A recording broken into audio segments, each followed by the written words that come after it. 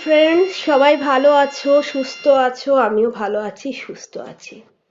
আজকে অনেকগুলো কথা বলতে এলাম সম্পর্ক নিয়ে। আর বলবো আমি ওই পার্লার ম্যাডামকে। আজকে কোনো ভনিতা নয়, কোনো ইয়ার্কি নয়, কোনো ছ্যাবলামি নয়, কোনো খিল্লি নয়, কিচ্ছু নয়। শুধু তাকে সম্পর্কের মানেটা বোঝাতে এসেছি। তার জন্য আমি একটা গান করছি আগে। গানটা হচ্ছে বাবা আর মেয়ের গান।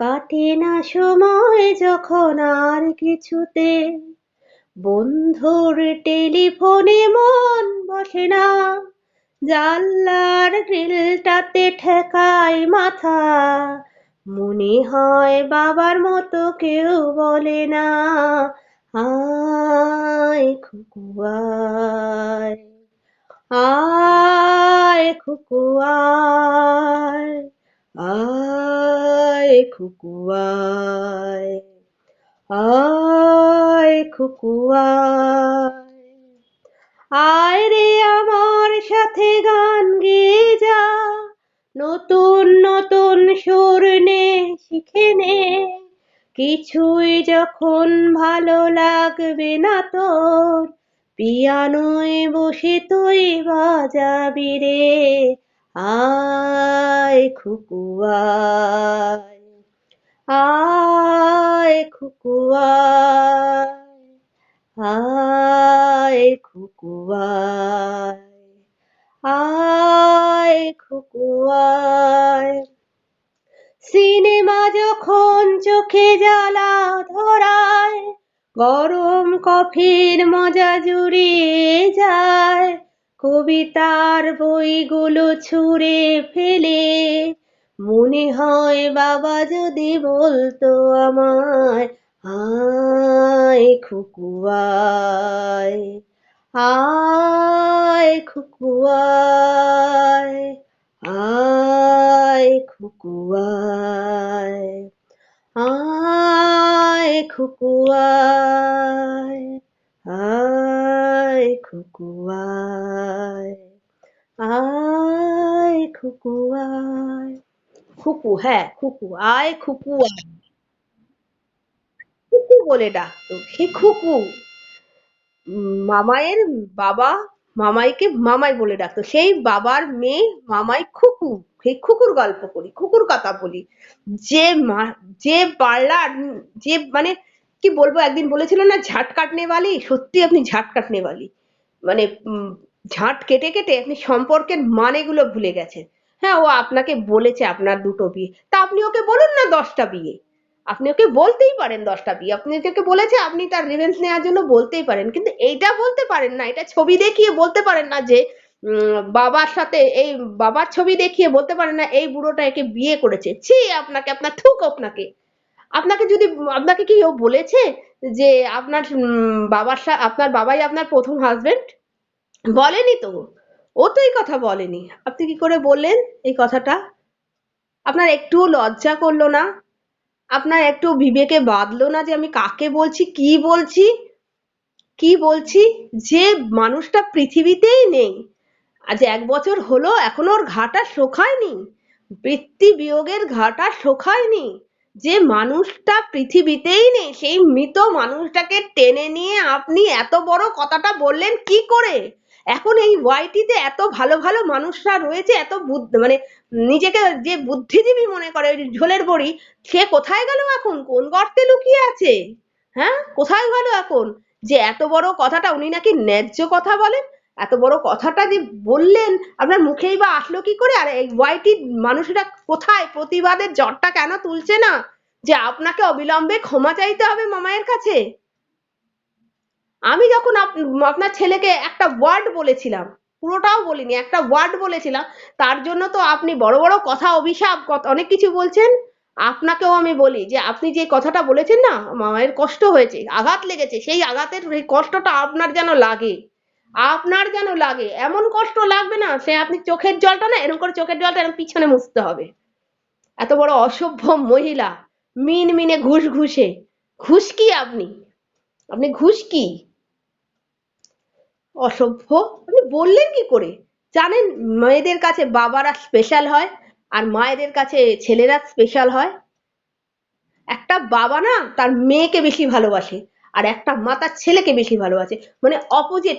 সন্তান সবই সমান, ছেলে মেয়ে সবই সমান, সমান ভালোবাসে, কিন্তু তবু একটা অপোজিট সেক্স কাজ করে। সেক্স মানে শুয়ে পড়ার সেক্স কথা বলছি না, আপনারা তো মানুষ না, ভালো বুঝবেন না।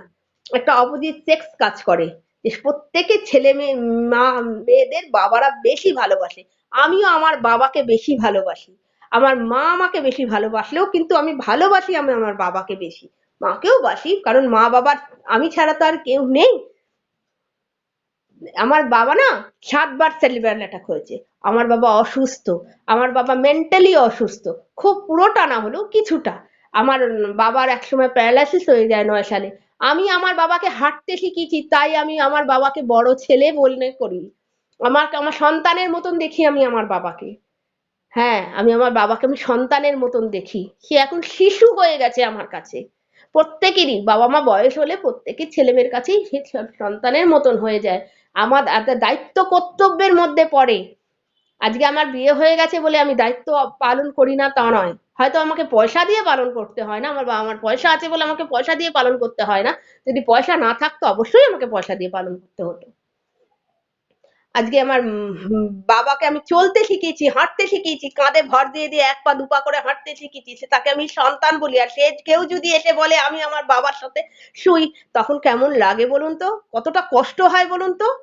এবং সেই কষ্টটা মামায়ের হয়েছিল। আপনি যখন আর মৃত বাবা ছবি নিয়ে বলেছিলেন এটা ওর প্রথম হাজবেন্ড, মানে কতটা নোংরা, কতটা কদর্য মনের মানুষ আপনি। আপনাকে তো ঘেন্না করছে, ঘেন্না করছে, আপনার মুখে থুতু মারতে ইচ্ছে করছে। ছি, আপনি এতটা নোংরা, এতটা নোংরা। আর এই যে সব বয়কির মানুষরা, আপনারা দয়া করে একটা প্রতিবাদ করুন এই কথার বিরুদ্ধে, না হলে এর ন্যায্য বিচার হবে না। এর ন্যায্য মামায়ের প্রতি অবিচার হলো এইটা। মামাইয়ের প্রতি না অবিচার হলো। মামাই মানে আমি মীনাক্ষীর কথা বলছি, মীনাক্ষী বিশ্বাস বোধহয় ওর টাইটেল, আমি ঠিক কতটা, আমি মামাই বলেই ডাকি, তাই মামাই বলছি। যে ওর প্রতি মানে বিচারটা ঠিক হলো না। ছি ছি ছি ছি ছি। আপনি আপনার হাজবেন্ডের এত পয়সা আছে শুনছি, আপনি ফোটাচ্ছেন এত পয়সা আছে আপনাদের, এত কি প্রতিপত্তি আছে, তাও পয়সার জন্য এত নিচে নামলেন? দুটো পয়সার জন্য, দুটো ভিউজ পাবেন বলে? আপনি যাকে সাপোর্ট করছেন, উম, উম, সে জামা খুলে নোংরামি করছে, আপনি মুখে নোংরামি করছেন। সে একই গোত্রের আপনি। আর আমাকে বলেছেন আমার দাঁত নিয়ে আমি কুড়ুনি। ভালো করেছেন, বেশ করেছেন, বলেছেন, ভালো করেছেন। হ্যাঁ, আমার সামনের দাঁতটা স্লাইট উঁচু আছে। তা আপনার ওই যে জ্যোতিষী আছে, ফলস জ্যোতিষী, আসল জ্যোতিষী হলে বলে দিত। তা সেই জ্যোতিষী আর জ্যোতিষীর বউ, মানে ওটাকে কি বলে, আহ, মামন আর বামনি, ওটা তো আপনারা, ওরা তো ব্রাহ্মণ নয় আর ব্রাহ্মণীও নয়। ওই জ্যোতিষী আর জ্যোতিষীর বউ, জ্যোতিষীকে জিজ্ঞেস করে দেখবেন, যাদের সামনের দাঁতটা একটু উঁচু থাকে না, তারা ভাগ্যবতী হয়। তারা ভাগ্যবতী হয়, হ্যাঁ আমি ভাগ্যবতী। আমি নিজে স্বীকার করছি। কারণ কেন বলছি এই কথাটা? কারণ আমার বাবা মার আমি একটি মাত্র সন্তান। আমার বাবা সরকারি চাকরি করতো, আমার পয়সার কোনো অভাব হয়নি কোনোদিন। আমার হাজবেন্ডেরও বিজনেসটা বড় সড়ো বিজনেস আছে, আমি বলতে চাইনি, আজকে বলতে বাধ্য হলাম। বিজনেসটা বড় সড়োই বিজনেস আছে, আমি তা সেখানেও অভাব পাইনি। আমি ভালো সুখে শান্তিতে আছি। নিজের আলাদা বাড়ি করছি, তাছাড়াও আমার দুটো বাড়ি। একটা আমার মায়ের যে বাড়িটা, সেটাও একসময় আমার বাড়ি, শ্বশুর বাড়ির ভাগটাও আমার। পুরো দোতলাটা পুরো আমার নামে লেখা আছে, আমার মানে আমার হাজবেন্ডের নামে লেখা আছে।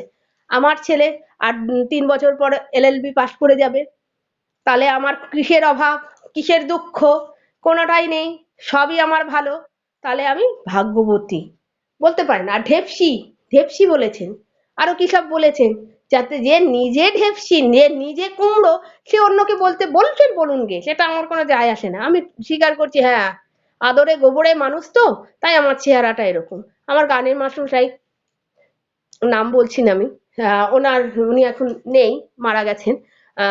উনি আমাকে বলেছিলেন যে আমাদের জয়া দুধ দিয়ে দই দিয়ে ভাত খেয়েছে, মুখ দুধ দিয়ে মুখ ধুয়েছে। হ্যাঁ, আমি সেরম ঘর থেকেই উঠে এসেছি। আমি খুব আদরে মানুষ, তাই চেহারা ছবি দেখলেই বুঝতে পারবেন যে আমি কিভাবে মানুষ। যারা এখানে থাকে সবাই জানে, সবাই জানে। যাই হোক, আপনি যে আমার কথা বলতে এখানে আমি আসিনি। আপনি যে আপনি অবিলম্বে ওর কাছে ক্ষমা চাইবেন। অবিলম্বে ওর কাছে ক্ষমা চাইবেন, না হলে আপনার বিরুদ্ধে নোংরা নোংরা কথা আরো আসবে, আরো আসবে। আপনি যে নোংরাটা কথাটা বললেন না, যে নোংরা মা মার সরি বাবা আর মেয়ের মধ্যে একটা নোংরা সম্পর্ক তৈরি করে দিলেন আপনি। আপনাকে যদি বলা হতো যে আপনি আপনার রোজ রাত্রে আপনি আপনার ওই অবলা ছেলের সাথে সেক্স করেন, ভালো লাগতো শুনতে? নিশ্চয়ই ভালো লাগতো না। আমাকে বললেও আমারও ভালো লাগতো না। আপনার হাজবেন্ড টান্টু মেরে সান্টু হয়ে টান্টু হয়ে থাকে, আর আপনি এক ঘরে আপনার ছেলের সাথে শুয়ে পড়েন, ভালো লাগতো নিশ্চয়ই? ভালো লাগতো না নিশ্চয়ই, একদম ভালো লাগতো না। আমি বুঝতে পারি ভালো লাগতো না, আমারও ভালো লাগতো না। আমার ছেলের সাথে সম্পর্ক জড়িয়ে দিলে আমারও ভালো লাগতো না। কিন্তু আপনি সেই কথাটা কি করে বললেন? একটা আপনিও তো কারুর সন্তান, আপনারও তো পিতা আছে, আপনিও তো কারুর বীর্যতে জন্মগ্রহণ করেছেন, সে তো আপনার পিতা। আপনার বাবার সঙ্গে যদি আপনাকে শোয়ানো হতো বা আপনার বিয়ে দেওয়া হতো, ভালো লাগতো কি? বলুন, ভালো লাগতো? নিশ্চয়ই লাগতো না। তেমনি ওরও ভালো লাগেনি, ভালো লাগেনি। আপনার ছেলের সাথে যদি আপনার বিয়ে দিয়ে দেওয়া হতো, তখন কি ভালো লাগতো? নিশ্চয়ই লাগতো না। তাই ওরও ভালো লাগেনি। তাই আপনি এই কথাটা উইথড্র করবেন। বুঝেছেন ম্যাডাম? আপনাকে আজকে ম্যাডাম বললাম, কারণ আমি খারাপ কথা খারাপ ভাষা আপনাকে বলতে চাইছি না, কাউকেই বলতে চাই না। তাই আপনাকেও বললাম না। আপনার কাছে আমি বললাম যে আপনি উইথড্র করবেন এই কথাটা। কিভাবে করবেন সেটা আপনার ব্যাপার। আপনি উইথড্র করবেন।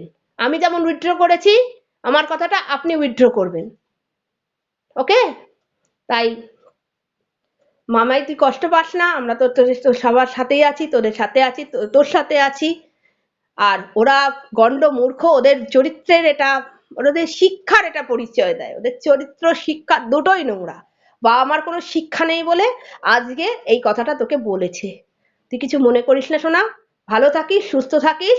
আর তোর বাবার জন্য আমার প্রণাম। আর তোর বাবার জন্য আমার তার আত্মা যেন খুব ভালো থাকে। আজ দুদিন আগে আমি আমার মামাকে হারিয়েছি। আমার মামা আমার পিতৃসম ছিল। আমার মামার তো বোন, তার আমার থেকে অনেক ছোট, আমার থেকে নানা করেও 10-12 বছরের ছোট, ওর বাবাকে হারিয়েছে। কয়েক বছর আগে আমাদের মামার বাড়ির বংশে আমরা 3টে মেয়ে, আমার বড় মাসির মেয়ে, আমি, আর আমার বোন মামার মেয়ে।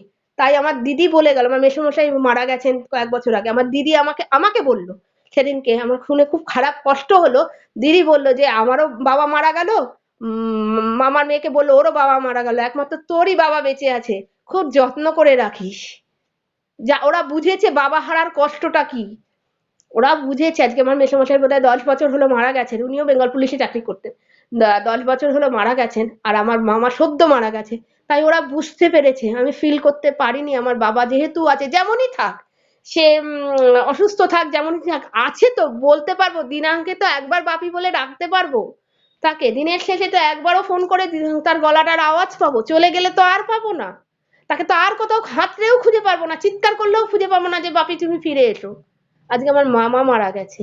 আজ আজকের দিন, আজকে 16 দিন হলো আজকে আমার মামা মারা গেছে।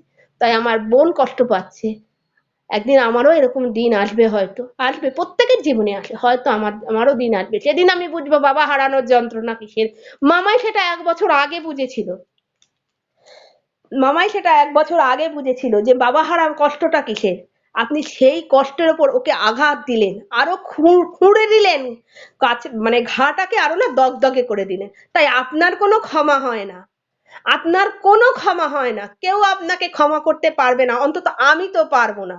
কারণ বাবা জিনিসটা কি আমি খুব ভালো করে বুঝি।